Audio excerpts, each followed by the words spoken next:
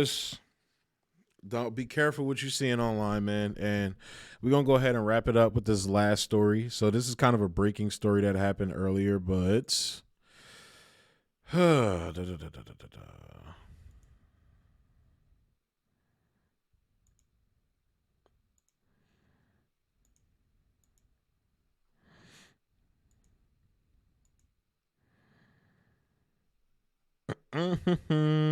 So let me pull it up.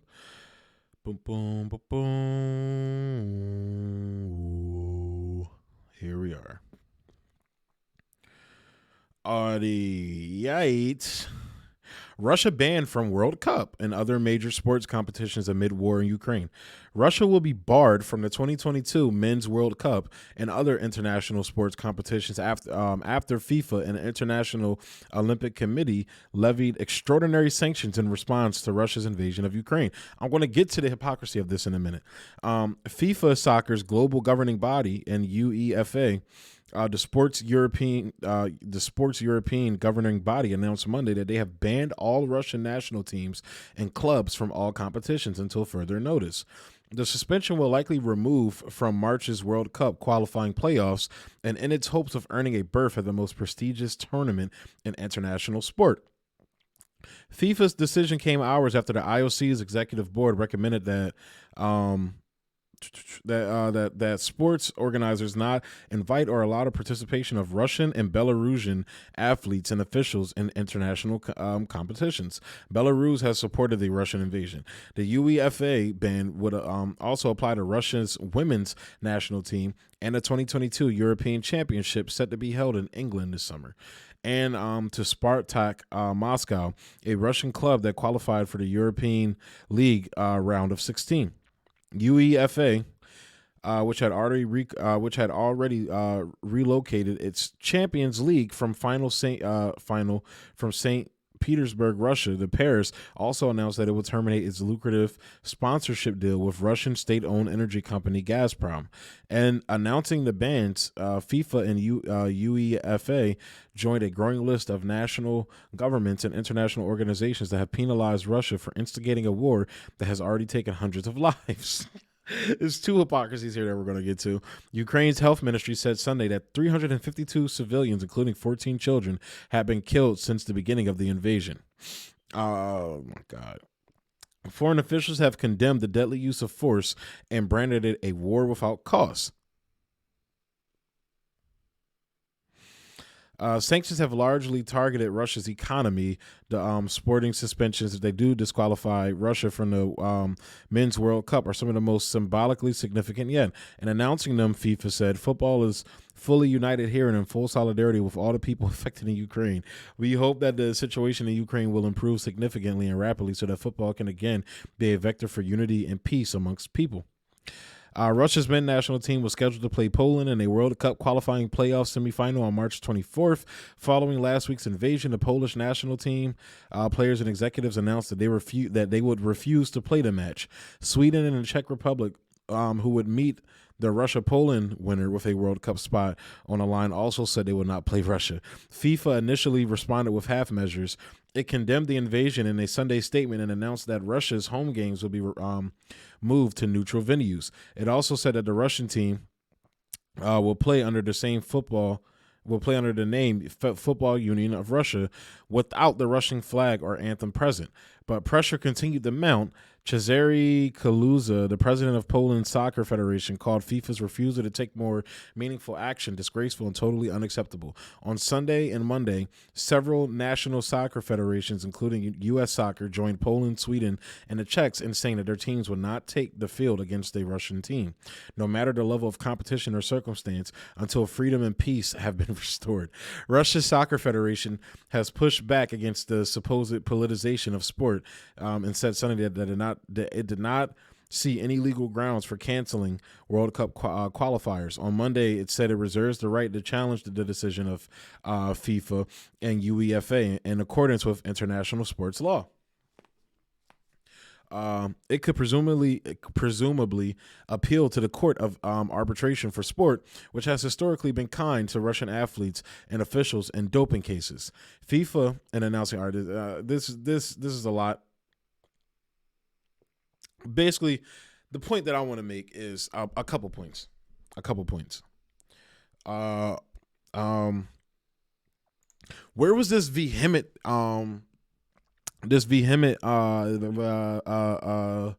condemning that condemning of the United States like they're doing Russia?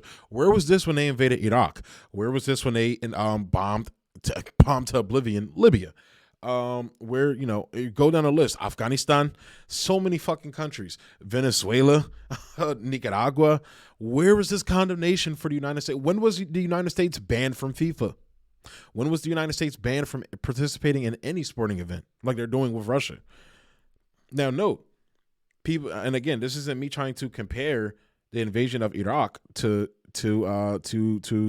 Ukraine, because Russia is going in there to like Putin said, to demilitarize and denazify Ukraine, because Ukraine is building up NATO stockpile weapons on their border after Russia has been for years telling them to knock it the fuck off. And they didn't do it. They didn't. And they continued slaughtering and murdering people in the Donbass region. But Ukraine didn't get kicked out. They didn't get banned from FIFA for that. I don't even know if they have a FIFA team, but you didn't hear anything about Ukraine being banned from anything when it came to that shit. When they killed 14,000 people in 8 fucking years, 81% of them civilians from like 2018 to like 2020 or something like that. I forget what the exact dates are, but they killed 14,000 people in 8 years.